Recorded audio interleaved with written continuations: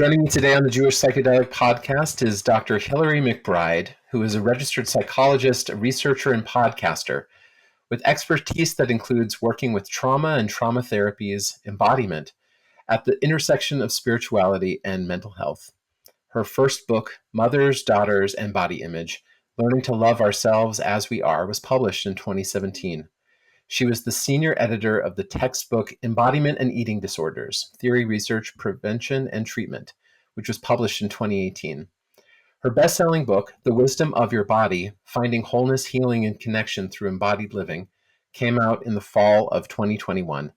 And this past January, she released Practices for Embodied Living. Her next book, Holy Hurt, Understanding and Healing from Spiritual Trauma, comes out in spring of 2025.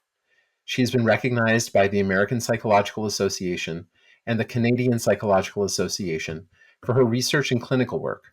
In addition to being on teaching faculty at the University of British Columbia, she is the ambassador for Sanctuary Mental Health and the host of CBC's award-winning podcast, Other People's Problems. Hillary makes her home in the Pacific Northwest in British Columbia, Canada.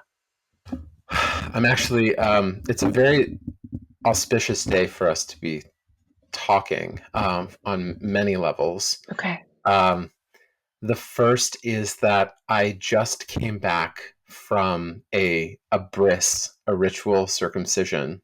Okay. And I was bringing you into the room. Oh. And what you might have thought about the ceremony, about the scene, and probably more importantly, how I was navigating what was happening with my child. She was very eager to be watching the whole thing.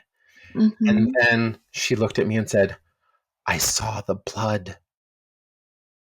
And in that moment, I kneeled down and I kind of was holding her tightly. And I said, however you're feeling about it, just kind of notice what's going on in your body. And notice what's happening in the room. And you're okay in how this is feeling for you. And I wonder, would you have done, if you were with your child in that room, would you have done something similar or different, given where your work is and where your interests lie, which we'll get into in a moment? You know, what I love so much about what you did is that you were paying attention to her experience and you were watching the way that she was responding, and you were attuned to her and her experience of the newness of what was happening. And so that's very much in line with something that I would have done as well. I really admire you being able to do that while you're also, I'm imagining, holding many roles, and there's lots happening for you in that moment. But I think that the other piece that I might add into is what's happening for you right now. And whatever's happening inside of you, I want to know about and is okay with me. Like there's something about, I would want to know what is that there's so much blood. Is that like, or I see the blood, is that fascination? Is that fear? Is it aliveness? Is it trepidation? Is it curiosity? Like, oh, and you know your girl. And so you probably had a sense of what that might be for her, right? Maybe. Reading her face kind of as a text that I know.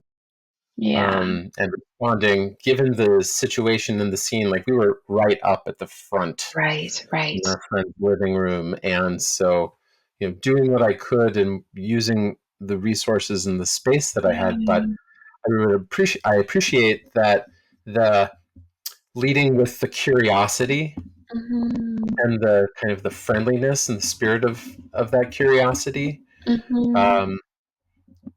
in order to kind of demonstrate my interest in that experience and that whatever is happening is safe to share.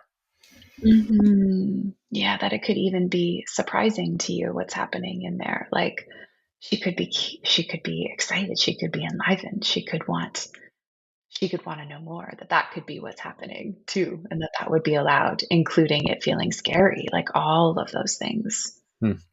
could be allowed. Wow, what a moment. Oh, thank you for telling me. I feel so drawn in. Hmm. Well, that's the morning, and then the evening tonight is the beginning of the holiday of Shavuot, Okay. which is in mythic time is the moment of the receiving of the Torah, Mm, and in agricultural calendar is the barley harvest. mm, Also, so these two moments in time kind of happening at the same time, and one of the ways in which we embody or re-embody this mythic sacred moment is by staying up and learning all night, wow. receiving Wow. Oh, Torah for ourselves again and wow. again, as we might every day, but Mm, different in this way, that we're reenacting how, uh, or even maybe healing or repairing this moment where we mhm. learn that instead of staying up all night excited and prepared for that moment at dawn, that we are taught that the Jewish people fall asleep Right. and that they have to be woken up. And so Ah, to kind of add on to that experience and rectify it, we traditionally stay up in order um, to live out the hopes and the expectations of our ancestors that ah. they weren't able to meet as Mm, well. mm. Wow. Oh, that feels so special to know. And I, of course, will be thinking about you this evening, and I'm appreciating the hopefulness of that and the interconnectedness transgenerationally, and also how that is lived through the body, like the staying up all night, and kind of the embodied qualities of what that asks of us, and how attuned we can often get to what our bodies are saying as we stretch beyond our limits or our normal rhythms in a way that again wakes us up to sensation and aliveness and the message of this day. Wow. Mm, Thank you for sharing that. thank you. Mm, mm, So I'm hoping that our conversation not only to continue to strengthen our connection with each other. I think mm, um, this positive regard mm, from afar, but also to be as a resource for my community and for many mm, more, because the topic of embodiment comes up often, more than often, with Jewish psychedelic explorers, mhm, and I would mhm, love to be able to have a way to get them to understand something efficiently and quickly, and also to connect them with your body of work. mm, Even just the word embodiment seems to be novel for many, and there's a definition that I wanted to share with you that I wondered if you would uh, add on or delete or change in some way. But just to start off, it comes from Antonio Damasio in his book, The Feeling of What Happens. I can see by your face that this is something that you're keyed into. mhm, But he mhm, says, embodiment is an experience in which a primarily physical sensation becomes an experience of emotional depth, replete with transformational power and meaning. mhm. How does that comport, align in any way with the way that you're holding embodiment in your work, and how might you change it or Mm, lead it to different mhm. pathways? I'm not surprised that Damasio described that the way he does, given his discipline and scholarship, and I feel in it the multiple layers that I often uh, feel so drawn to about embodiment, which is this like the experience of living as a sensory being, as a sensual being, that we as people are more than just the minds that we operate in the world as often, particularly in Western culture, in androcentric culture. And and so I really like the the sensory qualities that he brings into that definition, as well as the transformational piece, which I think implies that there's a self-writing process. There is an organizing that happens internally that's wired into us when we experience more of our wholeness. That when we bring the pieces of ourselves together, mind and body, when we are aware of what's happening in and as a lived body, that something happens that can't happen when we're fragmented. That it's harder to have access to the full capacity for flourishing, transformation, healing, self-writing when we're in pieces inside.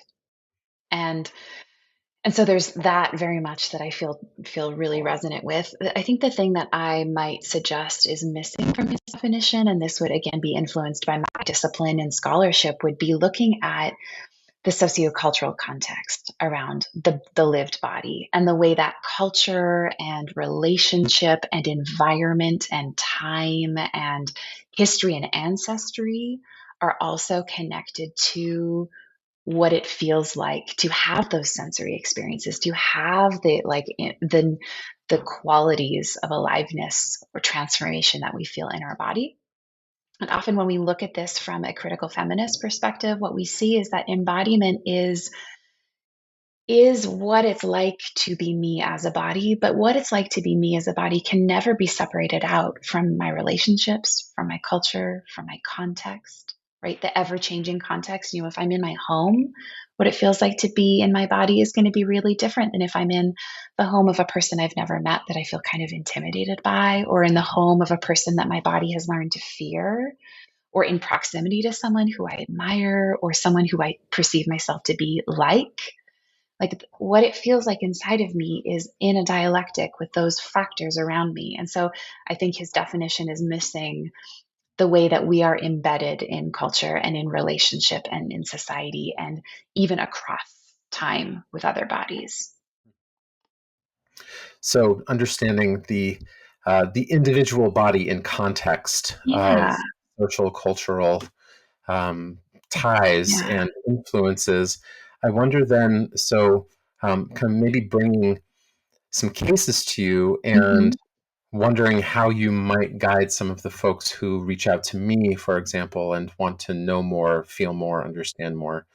Mm-hmm. Um, so I work with Jewish psychedelic explorers from around the country and around the world, who often, after journeys with different plant substances or chemical compounds, um, wake up to the existence of their body at all.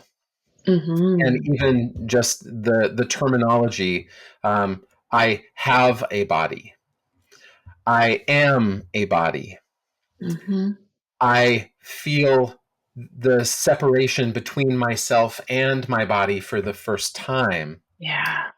Yeah. So there's kind of the immediacy of the primary experience in that medicine space, and then wondering what to do about it after the fact. So um, not only kind of counseling or helping integrate those moments of insight and how you might support that insight to live and dance outside of a medicine experience. But I think kind of the larger room in which one is inhabiting, how might you take those primary insights and kind of start to plug them into Mm-hmm. what you shared, which expands Damasio's definition of embodiment? Mm-hmm. I think that, integration is a word that comes to mind following the psychedelic work. And I think of integration as a fancy way for saying that we're weaving what we know in those moments. We're weaving the threads of it into the fabric of our daily existence and kind of bringing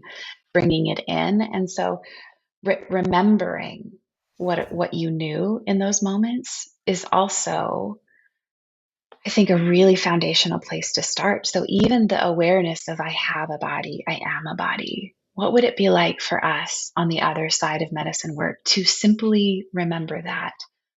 Oh, I am a body. And what are all the things that flow out of that, right, for me? Well, if I am a body, then maybe I want to live in such a way that honors that I am a body, and where I'm continually reminding myself that I am a body. What are the practices that I can engage in that remind me that I am a body in a pleasurable, life-giving, affirming way? Like, when I'm a body and I'm not on psychedelics, when does that feel good for me? Is it when my feet are in the grass? Is it when I'm moving and I can feel my aliveness through dance, through play? Is it, when I'm engaging in, eating? There's like often the body is sensuality. And so often through our senses as a way to remember that we are a body. And I think often for people, then the question is, how did I forget that I was a body?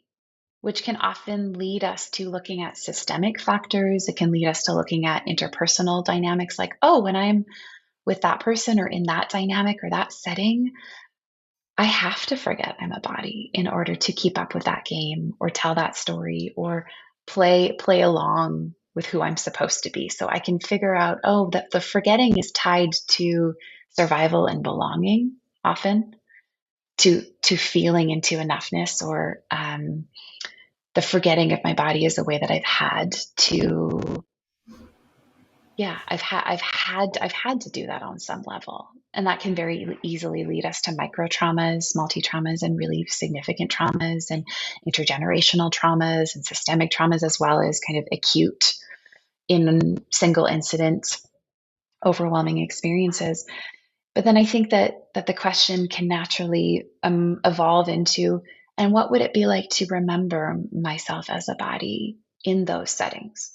So just a good example of this would be, uh, often when I'm teaching, if I'm teaching graduate students, I will do a whole preamble at the beginning of the class around, I really want for you to practice as a educational goal in this setting, to feel what it's like to have a body in an academic environment. Mm-hmm. And if what you take out of this class, and all of the credits and all of the stats and all of the things we're going to learn and the ideas and the theories, if what you take out of this class is that you can be fully here, even if it doesn't mean that you retain every single little detail, or it means you kind of disrupt the assumption that I have of you because you get up and walk around and you stretch in the middle of the class, or you nourish yourself, or you allow yourself to rest in a different posture. I want for you to remember that in an educational environment, you can exist as a whole being.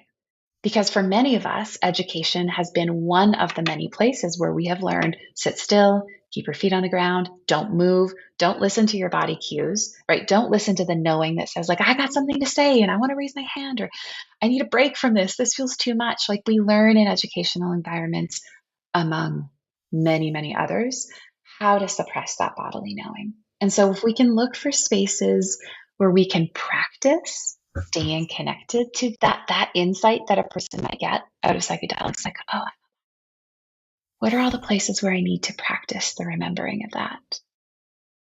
And that can sometimes be this gateway into, how did I forget? And also, how could it be different? So thank you for bringing in the academic context. I think the second piece or vignette that I wanted to share with you is often when speaking or teaching or working with largely Ashkenazi Jews in North America. There's um, a a gesture that happens often when people are describing how and who they are at the very moment, and then it's like this for people who are Uh-huh. just listening. Taking both of my hands, starting at my neck, and just Yeah. scanning to the top of my head, living a lot up here, Mm-hmm. and ascribing that to their Jewishness. Mm. That the life of the mind, or intellectualism, or rationalism have been the curriculum up to now, which is in their cultural context, and through their work in psychedelics or some particular acute trauma, an understanding or realization that there has to be an appreciation for what's happening in the neck down. And I guess I'm interested in if that is that everyone, or is that most of us? Like, it's not really, is it actually a Jewish thing? Or is it a human thing, but for whatever reason is being ascribed to Jewishness, as a maybe minimizing or thinking of one's own culture as traumatic, but everyone else has got it figured out. So I wanted to bring it to you, who has a wider view of what's happening with many more people. Is this only a Jewish thing? Mm. I would say absolutely not only a Jewish thing. And yet, I find myself chuckling listening to this question because from as a person who is not Jewish, my relationship with Judaism has often included the way that Judaism has held, at least in my learning, a pathway back into embodied spirituality. Mhm. And so I have seen Judaism as holding actually a lot more complexity, but perhaps that is my limited perspective and maybe kind of interacting with different people in different contexts and times and whatnot. But I would Mhm. say that I think there are so many different ways that we learn to leave our body. And this particular hyper rational theistic perspective might be one of them. And also, maybe growing up in a family context where we weren't allowed to pay attention to our bodily knowings, or being in a sociocultural context where inhabiting queerness would create danger and susceptibility to violence, right? There can just be so many layers. Like, this is where kind of an intersectional perspective of embodiment is important to look at. Like, wow, there are so many different ways where either it becomes unsafe to be in the body, or, and here's the other thing I mentioned earlier, the belonging piece, we actually get a sense of being mature. We are valorized. There is like an admiration. We are lauded for the ways that we can be in our head as a way of performing goodness around certain cultural ideas, whatever those cultural ideals are. And I think of that as something that I'm familiar with in a very personal way too, in lots of different, through lots of different intersections. But we leave our bodies not just because it's unsafe, but also sometimes we are rewarded for doing so, right? We get feedback where people go, "Well, look at you, look at how much you know, look at how valuable you are, look at how you're doing this right," whatever this is. Mhm. And that those things together, the kind of the praise and then the maybe the safety piece or the dissociation from what cues us into danger or the ways we protect ourselves, I think those together collide to make it feel really good to be in our mind and to believe that we live there primarily. That's all there is to us. Yeah.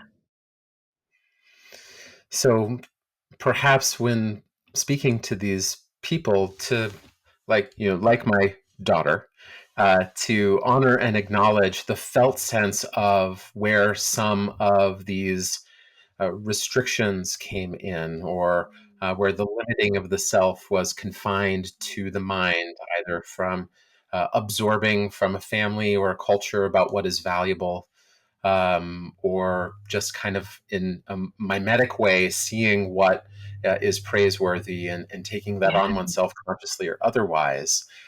And I guess also what I'm interested in is expanding the appreciation for what is embodied. I think, like you said, in your contact with Jewishness and Judaism and Jews, there's many opportunities for savoring and presence, and aliveness that potentially might also be not completely appreciated, but experienced in a disembodied way, Mm. or not appreciated in the moment it's happening. It might feel so natural, or it might feel so good, but it might pass away without recognition. Mm. There's no integration of those moments, and so they are just what happens in a day or a week or a Right. month.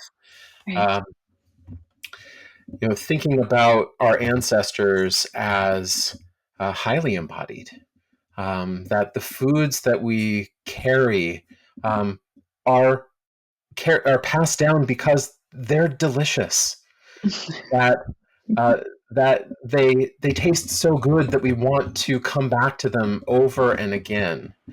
That are maybe our traditions that have some ritual components. There's something about how black leather straps feel on our arms over time that brings comfort and warmth.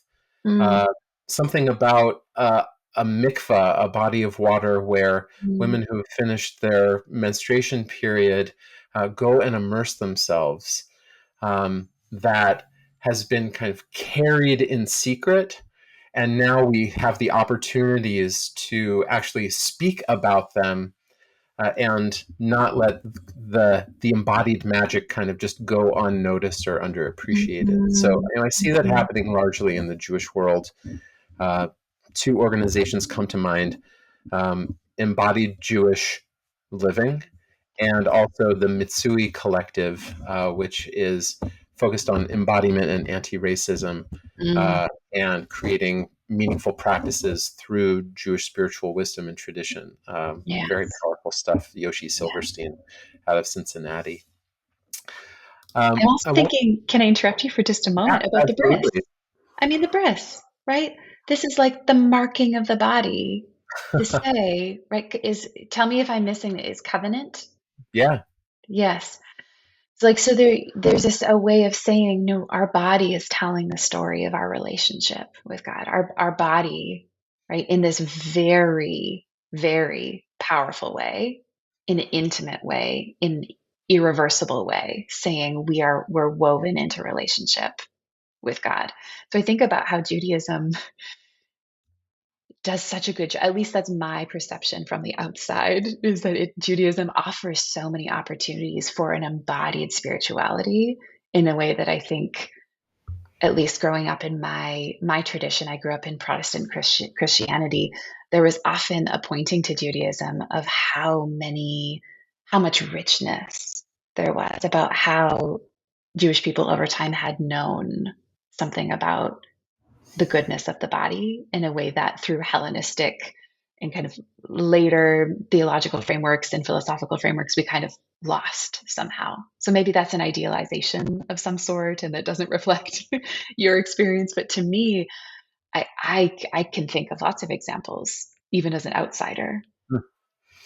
Well, maybe there are a couple threads to follow. The first is, what was it like for you to be in that tradition? And have you exiled yourself from it? Do you still Mm, find yourself at home within it in some way? Maybe just starting there. And mm, yeah. If someone was to ask me on the street, "Are you a Christian?" I would say, "Tell me what you mean by that." Because I think I very much identify as having culturally been part of Christianity, and that's still within me. And yet, my understanding of what it means to know and love God and seek God and experience what God is doing here in and through the natural world, like that has changed so much. And that also feels like um, I can find myself within the tradition of Christianity when I perhaps draw from resources and sources that feel a little outside of what I was offered in development in terms of like the more mystical approaches to Christianity and the more social justice, activism, pacifist, creation care, and like really politically active forms of Christianity. I would say in don't feel so different to me than the mystical approaches, but feel a little bit more, they feel more rich and textured and substantive for me in terms of actually supporting me to feel like I can be in the here and now and live as a body in relationship with people and the world. And that has asked me to stretch beyond, I would say, perhaps some of the black and white things that I learned growing up, which I mean, black and white also feels developmentally appropriate for a time. Like, I don't know how much nuance we can hold when we're 3 and 4 and 5. But I think about how there's a gift that my parents gave me even within Christianity, to really understand the normal of human growth and development and how we are constantly unfolding and expanding. And so should every part of us, Hmm. right? So should our understanding of the world. So should our bodies. Like I regularly, when talking about faith transition and development, will say, we're not meant to wear shoes at 15 that fit us at 5. We're not meant to wear shoes at 40 that fit us at 15. Like there is a thing that our bodies tell us about how we are constantly growing and evolving. And when we see our spirituality is not fragmented from our bodies, that they are engaged in the same thing that's happening about the human experience, that we are always growing and evolving. And so can our faith too. And so for me, it hasn't felt scary necessarily in the way that I think that it is scary for some people who kind of pull apart faith growing up, because I think I was given the permission and the allowance to keep asking questions and to keep evolving and expanding into ever wider circles of knowing of who God is and how God reveals God's self in the world. So it feels complex, but also not painful. Well, so in this moment right now, who is God and how does God operate in the world Mm-hmm. through your body, through your sense of the world? Mm-hmm. Oh, is it you're asking? I am. And I would love to know the same too. That feels like an endlessly fascinating question for me. So I'll answer, and then I'll toss it back to you. But I think um, more than ever, it feels like God. I know God to be the feeling and the quality of aliveness that emerges in my body when I'm engaged in really deeply attuning to life in and around me.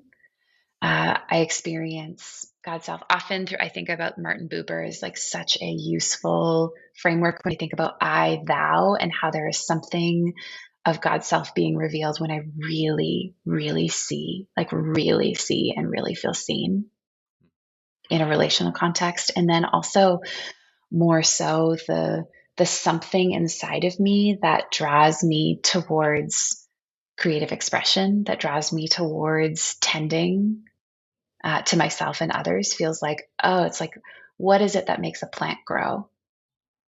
What is it that causes a plant to reach towards the sun and find the light? That same thing that is embedded in nature, incarnate in nature, is in me. And I feel it as this thing that propels me towards kind of like expansion, creative expression, exploration. Even I notice it often, I feel more than ever. I think this is probably motherhood, Hmm. but I feel myself drawn to be in my garden. And it might be surprising to people to go, why is that connected to motherhood? And yet to me, they feel like the same thing, to like watch something grow and nurture it and tend to it and feel the way that the land mothers me in the same way that I mother the land and my daughter. Like there is this relational thing that I'm like, oh, that feels like God to me. Hmm. Yeah. And in your work in other contexts, you're also tending to what, at least on the website, is the sacred feminine. Mm-hmm. Can you talk a little bit about your retreat work with women and Mm. tending to the sacred feminine there? Yes, but can we first talk about how you know and experience God? I want to hear if you'd be open to sharing and if you feel like, Absolutely. yeah. Um, I think I'm in the second act of my spiritual development. Um, the shoes at 42 are Mm, not the shoes that fit at 32 even. mm, mhm, Um, and the first act was marked by a lot of love and presence and intimacy, urgency, like young love, hot, hard, fast love, um, rushing to meet my lover at the door. And over time, and I think through some really painful moments. We've spoken in the past about pregnancy mhm, loss and mhm, infertility. Um, that hotness and urgency cooled off. And whereas uh, I was pretty depressed about how quickly it dissipated. It felt so real, and it felt like this was my life forever, through a powerful mystical experience when I was young. Um, that I was really perplexed about maybe I didn't have a spiritual life Mm. at all anymore. If I didn't Mm. have that, then maybe I had nothing. Oh, yeah. And over time and through integration and um, kind of widening the aperture of what is real and what is valuable, um, I'm exploring absence Mm. for the first time, Mm. um, but not through any sadness or depression about it, Mhm. but as kind of an intimate absence, Mhm. if that makes any sense. Mhm. Or It does. being in a paradox is fine here, um, where um, it's happening in not such specific ways. I think I had specific moments that I went to the door to meet my lover. It was in very specific ways that I met her. Mm. And now it feels just kind of softly diffused throughout the day, Mhm. um, in soft and tender moments, waking up, just kind of holding on to the beautiful blonde hair of my children, um, in the smell of wood fire smoke. And that's kind of like the quieting Mhm. that also in some ways mirrors the quieting of my emotional life, Mhm. um, where things felt, I mean, certainly um, with intimate partners in the past before I got married, or with my family of origin, a lot of heat, a lot of light, a lot of pain, a lot of fury sound. And now at 42, those things have settled quite a bit. I've made some hard, painful decisions about how much time I spend or allocate to um, relational partners that are not fulfilling. And that somehow that has continued to reflect on how I approach spirit. Mm. Um, and I think that what brings its richness is that it is in the context of this lifetime of searching Mm. and knowing that I have probably many more acts to go. That um, I have a lot of trust and faith in whatever is happening for really good reasons, and that there is a quiet and slow ripening that I can't even imagine what is to come. So Oh, it's right there. thank you. Thank you. That felt like such a I feel like so moved. I have tears in my eyes just feeling like the intimacy of that quiet.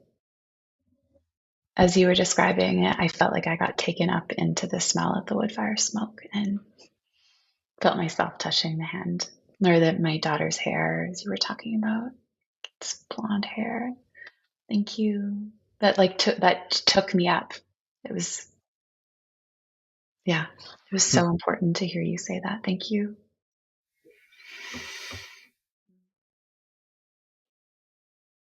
I mean, how do we keep going? I mean, we could just keep talking about this. Um, yeah, it feels so important, like right where I want to be. It reminds me actually, you know what? Last night I was sitting with someone in a medicine space and was holding her hand. She was in kind of deep in what was happening inside of her, and it felt a little scary for her at one point. And I said, can you pull me in? to that place. Bring me and our connection all the way into what feels scary inside of you right now. She said, how? Like, oh, can you feel my hand on your hand? And then she had these tears and said, oh, I forgot your hand was there. We were holding hands for so long that it felt like one hand. Yeah. And it feels like that's the exact thing that comes to mind as you talk about, like, it's not hot. It's not like you don't even know the hand is there. You've been holding it and it's quiet and it can almost feel like it's not there. And then in these moments we are reminded, like, oh, it's so here. It's so always here. Well, it's done a couple, it's brought me a few gifts. The first Mhm. is, um, whereas before, I think that there was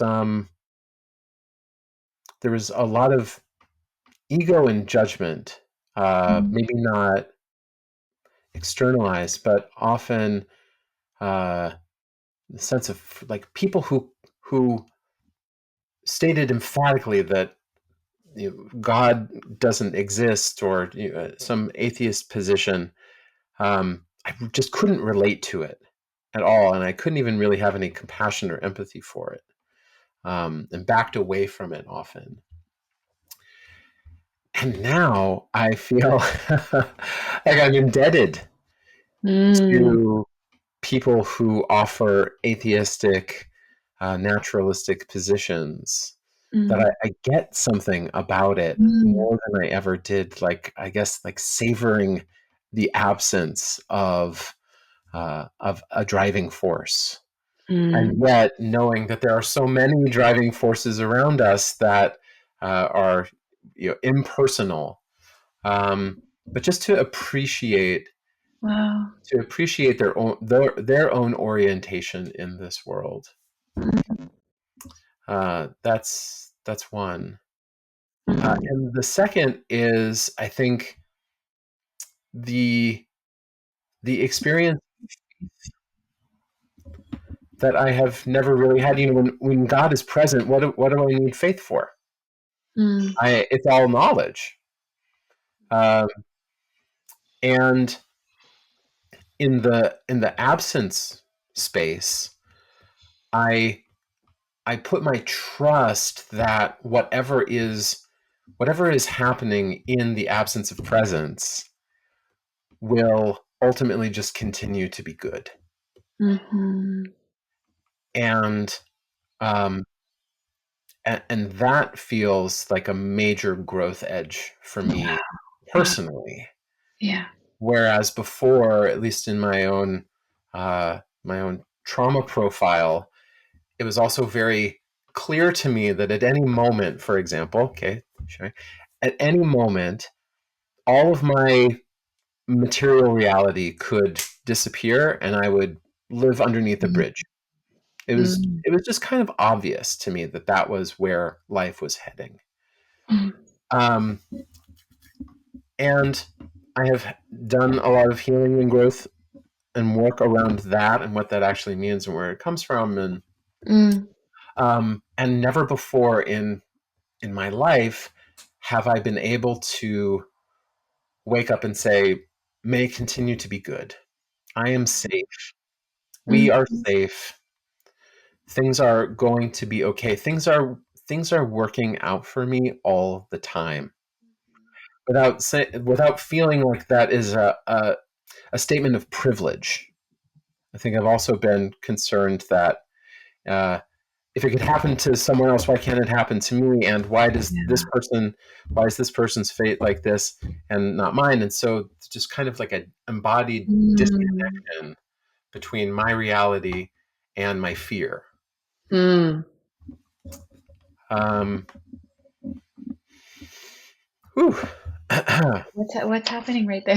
No, Just I like, I don't think I've ever I don't think I've had this conversation with anyone yet, oh, and certainly not for a recorded podcast that people are going to be listening to. I'm so appreciating your generosity. I was just thinking that in this moment, it feels like so, so generous to Hmm. name those pieces as you did, and especially to be letting us into what's right at the edge for you. Hmm. Yeah. Wow. Thank you. Thank you. I And could crawl into each of those things endlessly. Like just everything you've said feels like this pocket where inside of me, I want to know more. Say more. Say more. Talk for 10 more hours about that one thing you said. There's just I hear how much there is in those 2 points. well, let's stay connected. Yeah. Yeah. And maybe just for people listening, Mhm. I feel really lucky, privileged, blessed to have connected with someone like Hillary. But certainly for folks to find people with whom they feel Mm. safe and trusted in order to be Mhm. vulnerable and share the depths of their experience fully. I think the folks that reach out to me, and maybe you and others, um, are sometimes peerless. Mm. That Mhm. their work in psychedelics specifically, and maybe other modalities in general, where these insights come that might Mhm. be threatening, that might be confusing, that might not be fully articulated to oneself, just don't have anywhere to go Mhm. for fear of being judged or exiled. And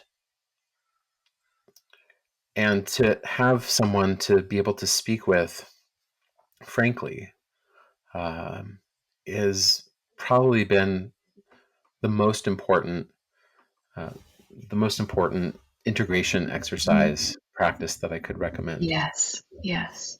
Yeah. Yeah. It feels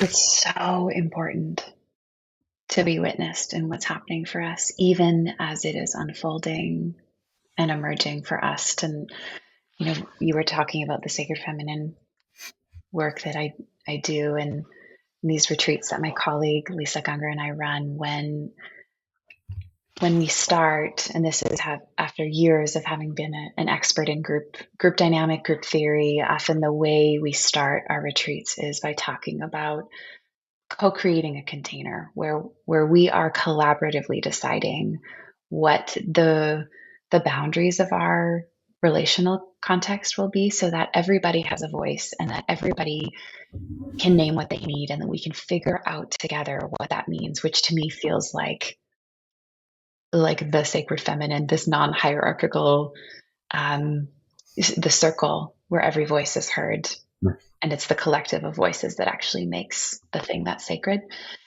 But what often people will say is, I need to be able to say something and have it not be the final version of how you interpret me.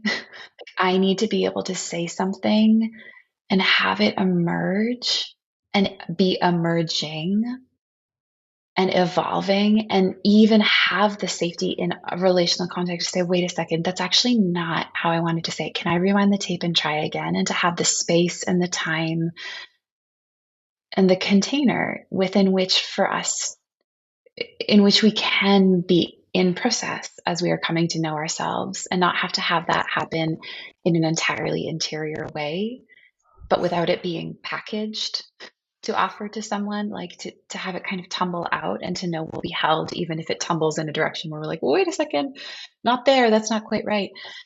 To me, that these relational spaces where we can say what's happening and even be surprised by what happens. Oh, I didn't think I was going to say that. Oh, I haven't said it quite like that before.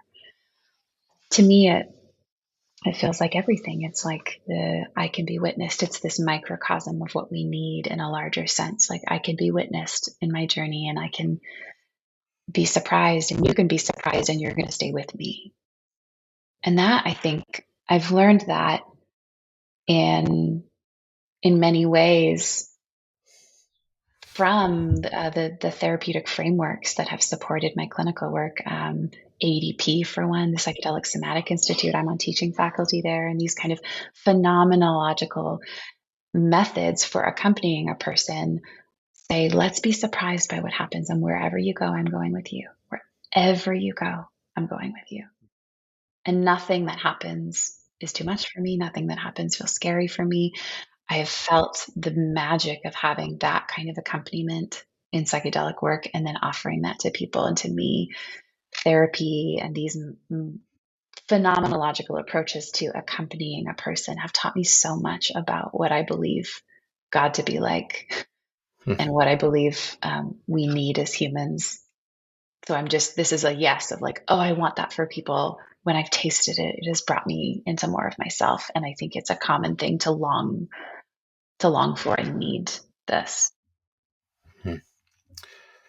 Well, as a gesture to the unfolding and the dynamic presence of the divine in our lives and in our bodies, to pause the conversation here for now, but to know that it will continue through us and through many more who come to know your writing and your research and your direct work in the ketamine space and through retreats. Um, Dr. Hillary McBride, thank you for being on our podcast today. Wow, what a treat. I forgot about the podcast, and no disrespect to those of you who are listening, but I just felt so drawn into what was happening in me and in you. I was like, oh, yeah, a recording. So thank you for the gift of inviting me into something that felt like really alive and emergent here and now. Thank you.